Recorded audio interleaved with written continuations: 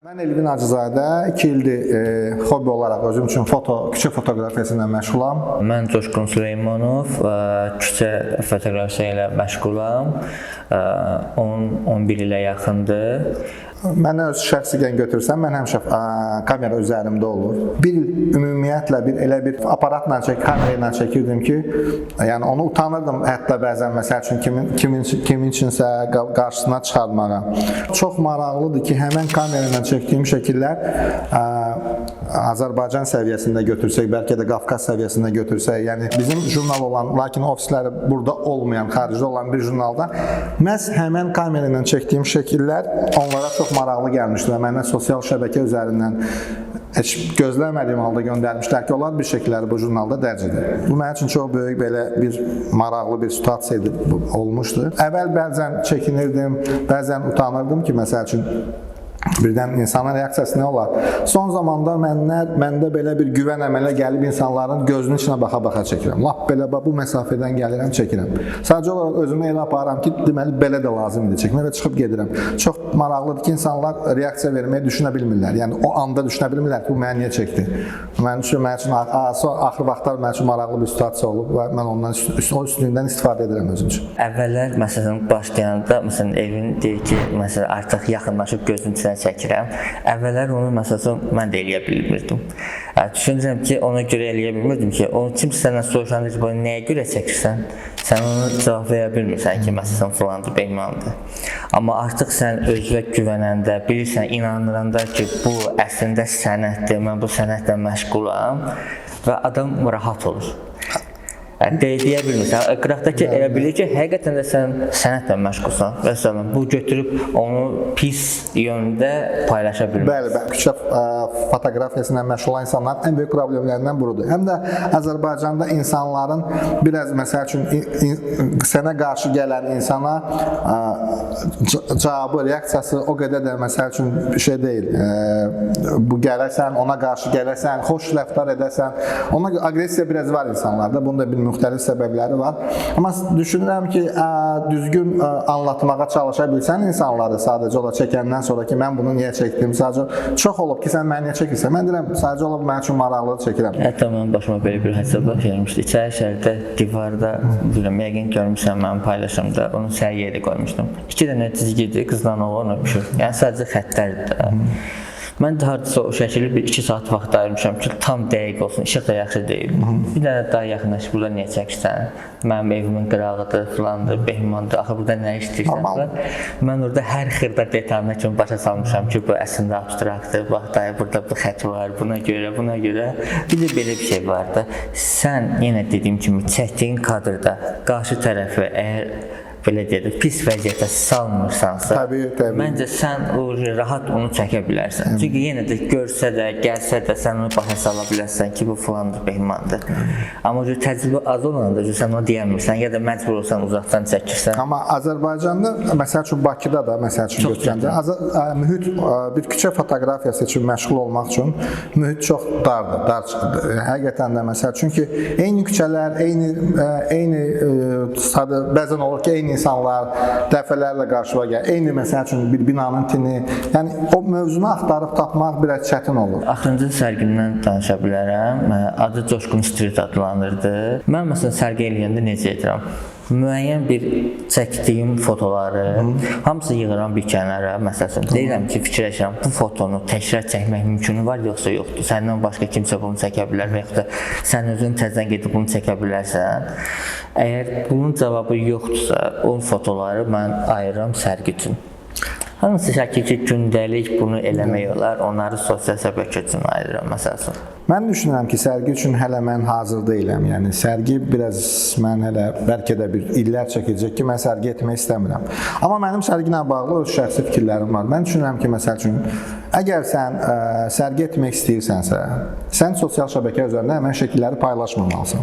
Fotoqraf dostumuz Lali, məsəl üçün, mənə yazmışdı ki, olar sizdən bir söz soruşum, niyə Azərbaycanda sərgilərə eyni insanlar gəlir və çox az insan gəlir? Biz onunla bu mövzunu müzakirə eləmişdik. Mən ondan demişdim ki, bəlkə sən belə edəsən ki, sən bu çərçivədən çıxasan, adi həmişə getdiyimiz sərgilər var da, gedirsən, insanlar gəlir, şəklin yanında şəkil çəkdirir, özünü çəkir, sosial şəbəkə üzərindən paylaşır, gedir. gedir.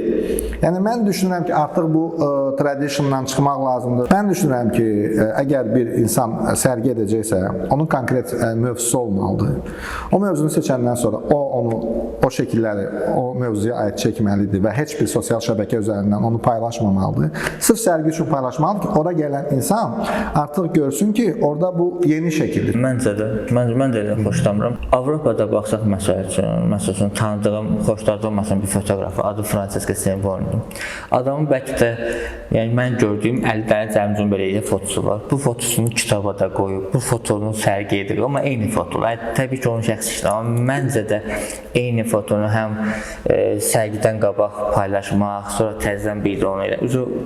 Mənim özümə də şəxsən maraq istəyir, həvəs ölər. Bir də mən üzr istəyirəm, sözümü kesirəm. Mən düşünürəm ki, əgər sərgi edirsənsə, ümumiyyətlə istənilən sənətkar sərgi edirsə, insan sənətlə niyə məşğuldur? Məsələn, peşəkar şəkildə məşğul olan insanda bu sənətkar daxil dolanmalıdır. Əgər onun əlavə gəlir yeri varsa, ola bilər, yenə də deyirəm, bu hobbi kimi sərgi edər, tanınmaq üçün ona tanınmaq xoş olar falan. Amma insan əgər maddiyyəti buradan çıxırsa, yəni bu sahə ilə artıq bütün hər şeyini bura qoyubsa, o sərgidə o şəkillər satılmalıdır. Əgər bir sərgi olunur, o sərgidə şəkil satılmırsa, bu sadəcə olaraq bir insanın özünün belə portfolyosuna bir əlavədir də. Məsəl üçün insanın bir bioqrafiyasına əlavədir ki, belə bir sərgi keçirdim, vəssalam. Mən düşünürəm ki, olsun müəyyən bir qiymət olsun, amma ora gələn, sərgiyə gələn insan heç olmasa maraqlı olmalıdır ki, bu şəkli alım, aparım evimdən asım. Əgər onu etmirsə, yenə də deyirəm, onun üçün Instagram var. Əgər oradan gəlib şəkil kimsə almayacaqsa, Instagram üzərindən paylaşmaq yetər. Çünki Pinxasov var, bayaq siz ən sevdiyiniz fotoqrafdınız. Mənim də ən sevdiyim, məsəl üçün, Azərbaycanda Sənan müəllimsə, Rusiyada Pinxasovdur, məsəl üçün. Magnum fotoqrafıdır, bilirsiniz, Tarkovski filmlərindən tutmuş, hər şeydən çəkib. O deyir ki, mən sərgi elədim, tutaq ki, o cür sənətkardır da. Orası sərgiyə neçə nəfər insan gələcək, tutaq ki?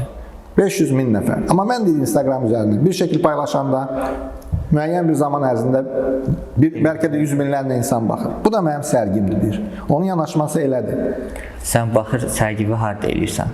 Məsələn, deyək ki, bir xalqlar dostluğunda sən bir maraqlı bir abstrakt işləsən, qoysan ora, orada onu satmaq ehtimalın sıfırdır. Onu çətin orada kimsə satar. Biri var, sən mərkəzdə hər hansı, məsələn, Baku Foto House-dur. Sən orada sərgi eləsən, sən orada sərgi etmək və orada foto satmaq ehtimalın var. Amma məsələn, belə bir məkanda sən foto satmaq ehtimalın yoxdur. Mən düşünürəm, Instagram incəsənətin sonunu gətirə biləcək bir şeydir. Yəni, biz buna ayaqlaşmalıyıq. Sən qəşəng bir şəkil çəkirsən ki, məsələn, sırf Instagramda olan like gəlsin deyə. Yox, like-a görə yox. Əgər sən düşünürsən ki, insan ona baxırsa, insan oradan onu da baxacaq. Yəni, onu əgər almayacaqsa, onu əgər əldə etməyəcəksə, söhbət getmir, məsəl üçün, nədənsə mütləq bu satılmalıdır. Sadəcə olaraq, mən indi baxıram da, məsəl üçün, xarici saytlarda da, insan şəkil çəkib gözəl şəkildir. Niyə məsəl üçün biz gedirik bir rəssamın şəklini alırıq, evimizdən asırıq. Niyə görə bir fotoqrafın, Azərbaycandan gedir söhbət, fotoqrafın şəklini alıb kimsə evindən asmamalıdır? Əgər kimsə onun şəklini ala bilmək üçün sənin maddi imkanların olmalıdır. Məsələn, Baku Fotoğrafda fotonun biri 700 manatdır. Bəlkə də bir insan maaşı 700 manatdır. Axı 700 manat verib onu ala bilməz. Onda gərək bu ölkə üçün və yaxud da ki, bizim o mühit üçün elə bir uyğunlaşma olsun ki, kimsə onu verib ala bilsin. Ado teatrına getmişdim. Ado teatrında bədii rəhbəri Ermin Bədalov. Mən ona fotolarımı göstərdim. Dedim ki, belə bir proyektім var. İndiki müasir Bakını retro kimi göstərmək istəyirəm. Yəni, insanlar bu Bakı necə olub, yəni hansı tonlarda olub, albomlarda necə qalıb falan bilməm, belə bir şey. Onun xoşuna gəldi proyekt, dedi, gəlib eləyə bilərsən. Və mən orada elədim. Material yığıldıqca çalışıram ki, bir ildən bir mən sərgi eləyim. Yəni, düşünürəm ki, bu artıq seçim bir... Sonra bunu bir kitab kimi... Ənənə halına salıb. Ənənə halına salıb, sonra da bunu bir kitab kimi mən, belə deyim də, konkretləşdirmək istəyirəm. Bu belə sənəti ki, burada konkretləşdirmək. Əksinə mən məsəl üçün şəxsən evdə mən bu işə başlayanda mənə deyirdilər ki, qocalanda edərsən də bu işi. İndi sən əyib deyil, sənin üçün bu işlə məşğulsan. Planlarım var, yeni ideyalar var. Yeni məsəl üçün fotoqraf dostlarım var ki, onlardan da ideya gəlir. Onlarla işbirliyi də qurmaq istəyirəm. Onlarla hər hansı bir proyekti də çəkib istəyərdim ki, həmin proyekt üzərindən əgər uğurlu bir proyekt olsa, mən çox istəyərdim ki, o proyekti bəlkə sərgi edərəm. Yəni elə bir maraqlı mövzudur ki, yəni Azərbaycanda məsəl üçün küçük fotoqrafiyasından əlavə bir maraqlı bir mövzu ola bilər. Mən onu edərəm və çox da həzz alaram. İnsanlara da ora çox məmnuniyyətlə dəvət edirəm, gəlib baxsınlar. Yəni bir insanlara mən bəzən düşünürəm ki, sərgi ediriksə insanları nəyəsə biz çatdırmalıyıq insanlara. Yəni bir məsəl üçün küçədə dayanan pişiyi, küçədə dayanan iti və yaxud da bir insanı çəkdik, paylaşdıq. Bundan insanlar nə götürəcək? Mən o suallar var beynimdə. Amma mən düşünürəm ki, məsəl üçün müəyyən bir mövzular olsa ki, hansı ki biz insanlara tutaq ki, o mövzu vasitəsilə biz bir mesaj verə bilərik ki, bax, vəziyyət budur. Bəlkə ondan biz insanlara bir nəsə xeyrimiz deyə bilərsə, mən sərgiləri okey edirəm və inşallah yəqin ki, edərəm. Mən şəxsən öz sərgimdə şəkilin adından nə adı, ümumiyyətlə bu nədir, filandır, behmandır, nə demək istəmişəm, heç bir şey yazmıram. Çünki məsəl üçün gəlir, baxır, çox şey adı, məsələn deyək ki, bunun ağacdır. Burada ağac varmış, bir dənə selfie fəsam çıxır gedir. Mən onu məcbur eləyirəm ki, o gəlsin desin ki, burada nə var, mən başa düşmədim və yaxud da ki, mən burada heç bir şey tapmadım və mən ondan sonra başlayıram ən xırda detalına kimi, bax, məsəl üçün, burada kirpik var, burada divardan falan tökülür, mən bunu buna görə çəkmişəm, bu, məsəl üçün, abstraktdır, bunun buradakı farklı bir şey var, nə bilim, deyək ki, divarda bir sarı var, mən orada başa salıram ki, mən burada 5 saat, 6 saat gözləyirəm ki, sarı paltarda bir kimsə keçsin. Başa salıram ki, bu janr buna görə belədir, bunun maraqlı yeri buradır. Ondan sonra başa düşür. Yəni, elə vaxt olub ki, mən bir nəfərə orada 4 saat danışmışam şəkil haqqında. Yəni, mən onda zövq alıram. Amma Instagramda o şəkildə paylaşanda artıq sən onu görmürsən. Sən 1 saatlıq çəkdiyin şəkili o 1 saniyədə bir dənə ürəyi basır və salam qutardı getdi. Bir də qaldı ki, sərgi eləmək üçün ümumiyyətlə gənclərə heç bir dəstək yoxdur. Yəni, bəzi yerlər var, məsələn, Salam sinemadır, sonra Ado teatrıdır. Yəni, o insanlar özləri, belə deyim də, sənətlə yatıb dururlar da, deyə, məsəl üçün, onu köməkli eləyirlər. Yəni, görürlər ki, bir insan həqiqətən də bu işi sevir, yəni maraqlı işləri varsa kömək eləyirlər. Amma başqa yerə deyil. Məsələn, gəlin Bakı fotoğrafı bir dəqiqə Instagramdan zəng eləyək. Görək, deyəcəklər, mümkünatı yoxdur. Mənim bu, sənin dediyin bu sözlə bağlı şəxsən öz iradlarım var idi. Bakı Photo House-da hal-hazırda idarə edən bizim dostlarımız, fotoqraflarla bu debatı aparmışam. Onlar sanki bir monopoliya alıblar, bir özlərinə bir kuruq yaradıblar, hansı ki, məsəl üçün, orada fotoqraflar var. Mən keçən dəfə həmən o insanların özünə etdim. Bilim qıraqda elə qəşəng fotoqraflar var ki, siz onları da bəlkə cəlb edəsiniz. Çünki insan baxır ki, kim paylaşır, kimin şəklidir, o ad da bir önəmlidir də. Yəni, sənətdən başa çıxan insan artıq bilir ki, bu fotoqrafın şəkilləri nədir, necədir. O insan biləndə ki, burada belə bir insanın adı var ki, məsəl üçün, o siyahıda, bunu niyə salıblar, məsəl üçün, onun da haqqı var, o sərgidə iştirak edilmək. Sadəcə olaraq, mən düşünürəm ki, Bakı Photo House gedirsə söhbət, hansı ki, o insan bütün fotoqrafların üzrə açıq olmalıdır və bir monotonluq olmamalıdır orada. Fotoqrafa əgər peşəkar məşğuldursa və oradan gəliri gəlirsə, məsəl üçün, sərgi istəyirsə bu problem deyil. Yəni, yerlər var ki, öz pulu verirsən. Mən düşünürəm, elə də baha deyil. Gedəcək sərgisini edəcək. O sərgi onun üçün nədə artıq mən deyə bilmərəm. Amma hansı ki, bir həvəskar və yaxud da gənc fotoqraf da gəlir, onun istəyi var ki, sərgi eləsin.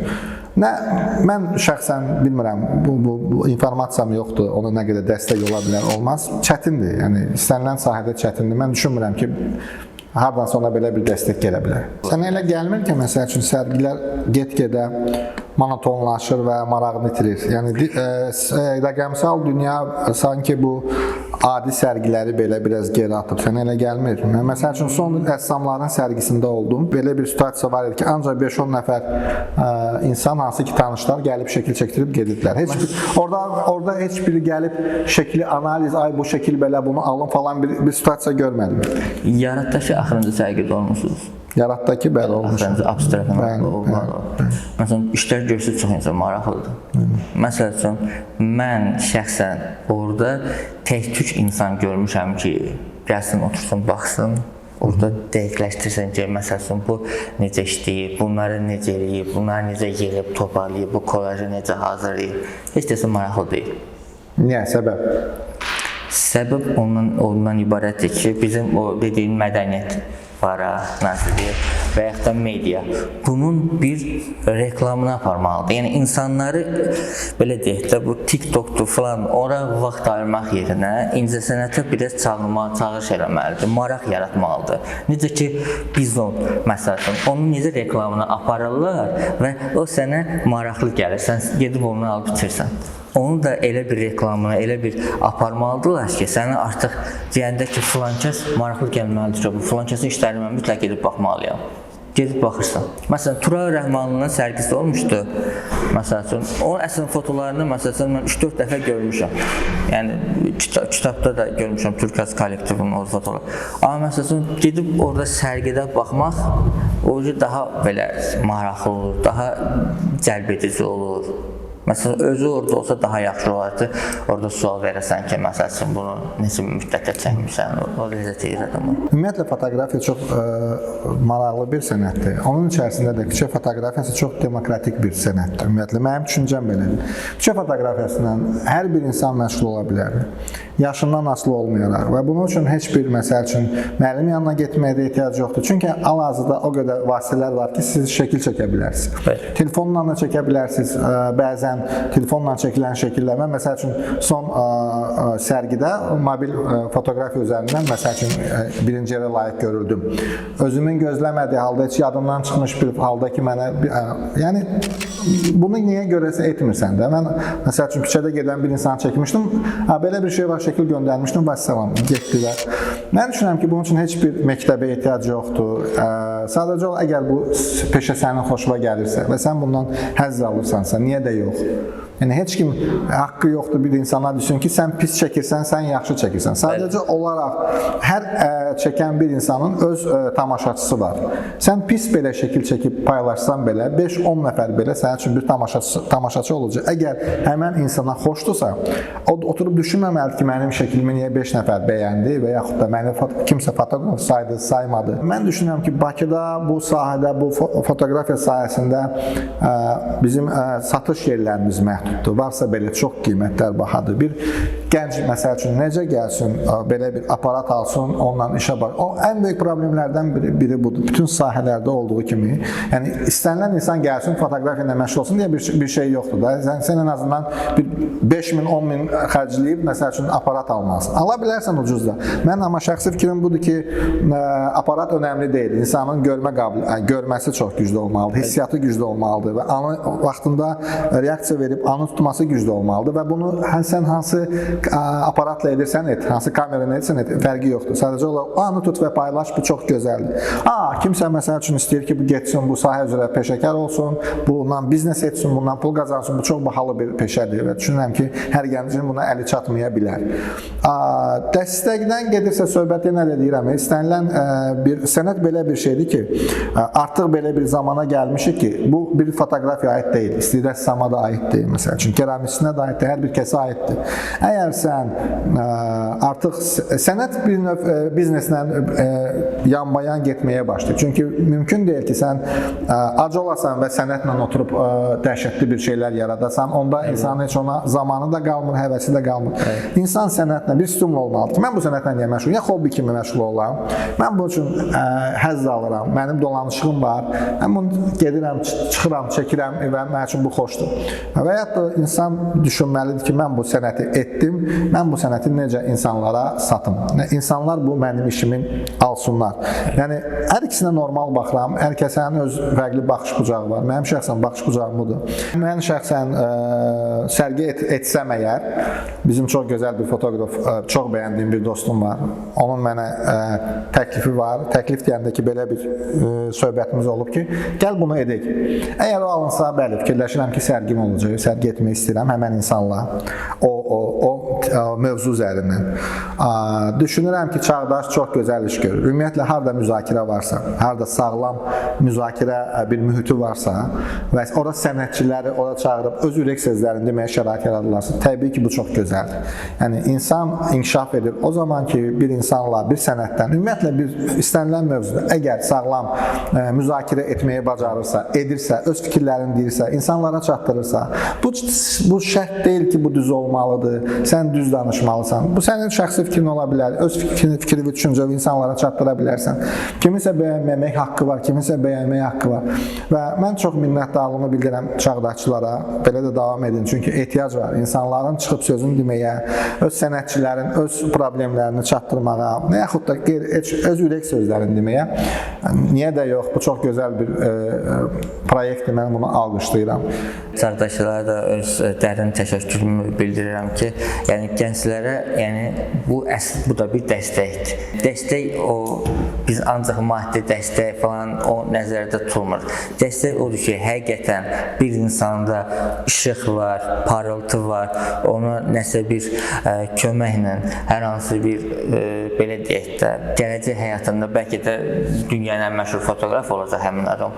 Yəni dəstək verirsə, yəni demək ki, çox... Ümumiyyətlə, mən düşünəm Azərbaycan məkanından artıq çıxmaq zamanıdır. İnsanlar sərgilərə, insanlar müsabiqələrə öz şəkillərini xaricə göndərməlidirlər və mütləq şəkildə. Çünki bir sənətkarın yekun nəticə olaraq qiyməti onun işinin peşəkarlar tərəfindən və yaxud da məsəl üçün daha çox kütlə tərəfindən, insanlar tərəfindən verilən qiymətdir. Əgər bu yoxdursa, bu yenə də deyirəm, elə hobi olaraq qalır, özün öz istəyin üçün məşğul olursan.